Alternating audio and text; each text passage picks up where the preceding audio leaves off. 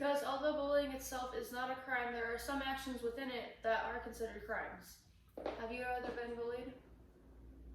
I don't recall being bullied. Nothing I can think of.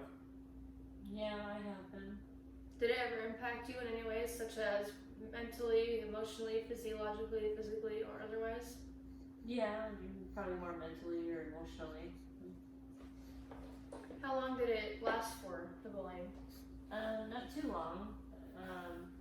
More of a short period of time in early elementary school. Does it still impact you to this day, or does it kind of go behind you? I mean, in a way, it's like I still remember it, and yeah. Bullying statistics. National Bullying Prevention has a study that showed that roughly 1 out of 4 students in United States schooling are being bullied in school. That means roughly 25% of students in all schools in the United States are being bullied. I was one of them. Almost 200,000 students in the United States skip school each year due to the fear of being bullied. Now, this is from a study that was done by Do Something Bullying Hotline, and I can say myself that I have done this. I've skipped school faking being sick with the flu, cold, or faking an injury. Did you ever do this when you were being bullied? No. Roughly 20% of students that have considered suicide and roughly 10% have attempted or committed suicide because of being bullied. According to National Center for Education Statistics and Bureau of Justice, 66% of students who were bullied have been physically attacked in some way.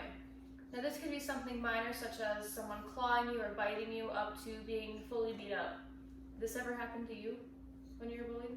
No, nothing physical. According to National Criminal Justice Reference Service, 65% of bully victims do not report it or speak up about this. And this is because higher-ups tend to not focus on it or make a change in some way.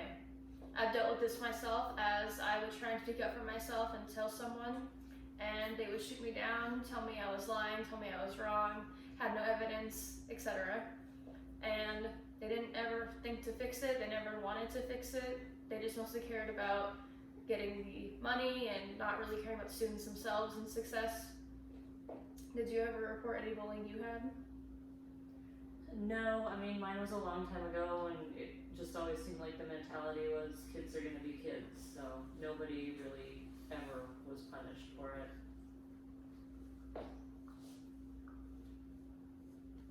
Is bullying really that serious? Well, let's look at what's involved. Of course, bullying is quite serious, as specific actions that are taken by bullies are considered crimes. Now, because it's come together as the word bullying, and because it's younger people, generally speaking, like such as in schools, they don't take it seriously, and therefore legal action is rarely taken upon them. Now, there are many aspects to bullying, but the main one is assault, taking up roughly 70% of bullying as a whole. Now, assault is essentially threatening physical harm to another person. This could include, maybe we think of, oh, I'm going to beat you over the head with a baseball bat. However, in schools, we can think of something along the lines of, I'm going to beat you up after school. We always hear people say in movies and such, meet me at the back of the school, I'm going to beat you up. Things such as that are assault. Now, whether you go through with it or not does not matter, because you're threatening someone and you're threatening them physical harm in some way. So any way that they could be injured in some way or harmed physically is assault. Battery is also a piece which roughly takes up roughly 20%, which is the act of physically touching someone without their consent or permission. Now, when we think of battery and you hear that definition, a lot of us can think of rape or other sexual activities related. This is because you're not getting the consent to touch them. Is there anything that comes to mind for you guys when you think of that definition? Well, when it comes to battery and bullying, I'm really thinking of more the things that kids do at school, just dumb things like, trip somebody or kind of push them down some stairs thinking it's funny, and then they actually get badly hurt. Or, you're playing in the gym and you throw a basketball at their head thinking, oh, that's funny. That kind of just stupid stuff. I guess that would be considered battery because you're physically harming them. And a lot of times the kids think, oh, that's just real funny, if you're, Anything come to your mind? I guess just thinking about kids getting into physical fights. Well, I've dealt with several things related to this. I mean, I've had people I mean, we all seen it where someone pulls your chair back before you sit in it and then you fall. I've had moments like that where I've whacked my head on the ground really hard or on the desk really hard because of that. Didn't realize what that meant until now when I did this research. One thing that happened to me was I was hitting the head with basketballs and soccer balls a lot, and people thought nothing of it because they thought it was funny. I actually almost passed out a few times from that. Did you ever have anything like that when you were getting bullied? Mm-mm. Even if it was small or maybe not as taken seriously? Not that I remember, no. Now, both of these, assault and battery, are taken seriously and they have consequences, of course, but it ranges by state, county, etc. And here in Idaho, they range from anywhere from a misdemeanor to a felony. And for Idaho specifically, it can be a serving time up to 15 years in prison for battery and assault, and it can include charges up to $10,000.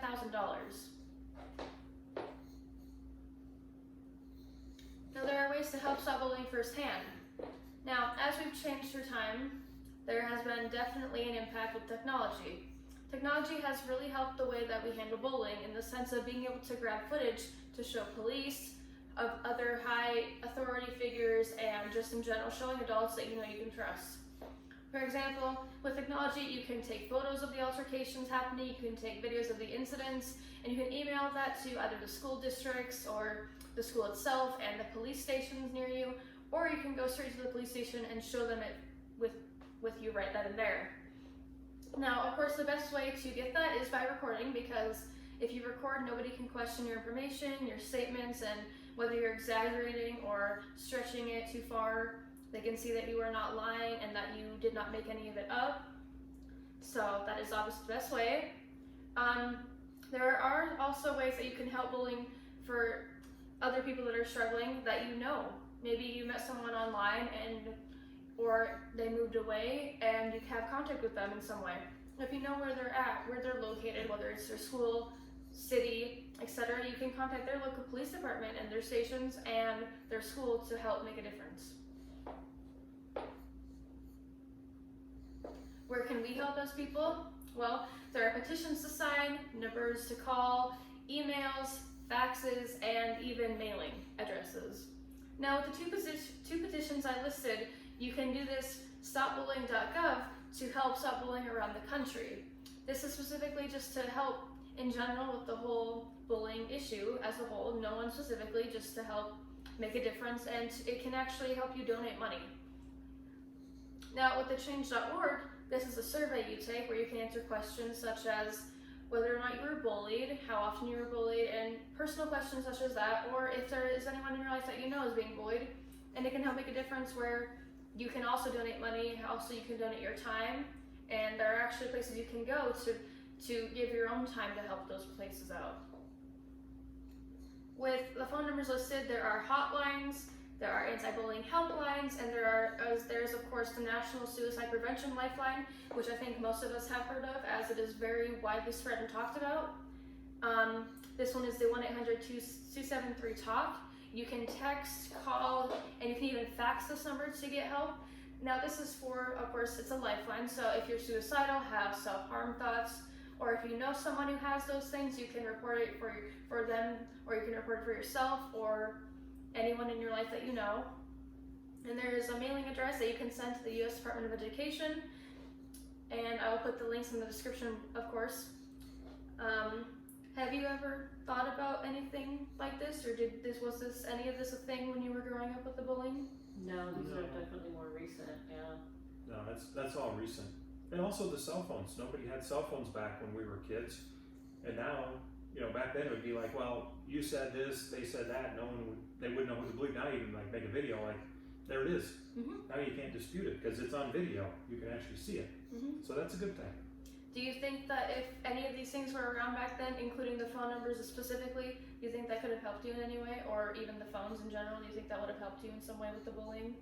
Or do you think it would have been kind of useless based on your age? Well, yeah, I was pretty young, but I mean, growing up, it's like I knew there were other kids getting bullied in high school. I'm sure it could have helped them. I mean, I had classmates that committed suicide, so I'm sure these things could have helped.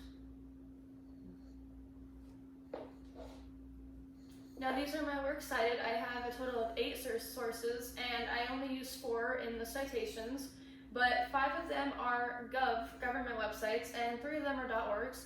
They're all very respected sources, and the interesting thing is I only found this on the first page of Google when I was doing all of my research, and there are thousands of these, so there are so many more sources to this. So are there any questions at the end? So is bullying, does it sort of end when you get out of, like, say, high school, or is it in elementary school? Is it mostly a school thing, or does it kind of go throughout other areas?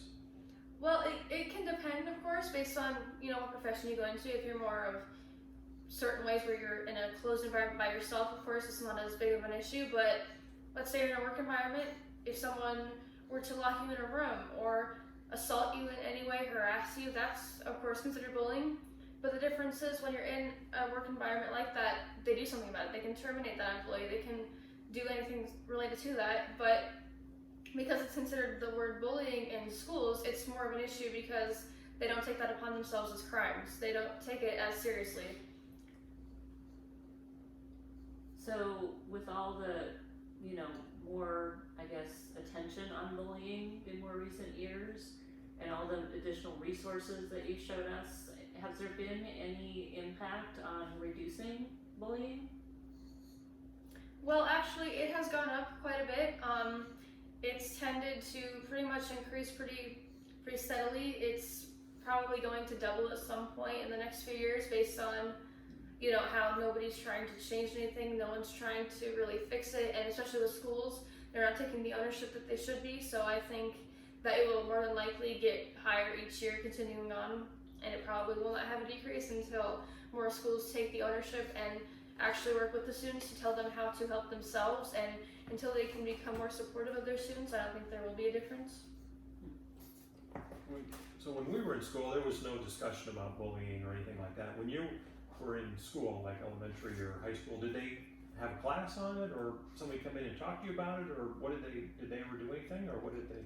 Well, it was a very lazy approach in my eyes because they would show us an anti-bullying video in one of our random classes. It would be probably 2 to 5 minutes long, very short, but it would basically only tell us how to help prevent people that were not ourselves, how to prevent that from being happening, such as breaking up a fight. And it would be very unrealistic in the sense that they would show us, you know, how to break up a fight with getting them aside and saying, hey guys, look at this. It was very unrealistic because that's not how you can stop bullying, really. And they would never show us how to help ourselves. They would never show us where to go, who to talk to. They would never really give us much information on it. It was pretty useless in my eyes because they wouldn't teach us how to work on it and how to help ourselves. So they, maybe in a school year, a few minutes was devoted to it, that was it? Yeah, I mean, they would give us like a 2 to 5 minute video, Okay. and that was pretty much it. Gotcha. So you talked about assault and battery. In your research for this, did you come across any information about cyberbullying?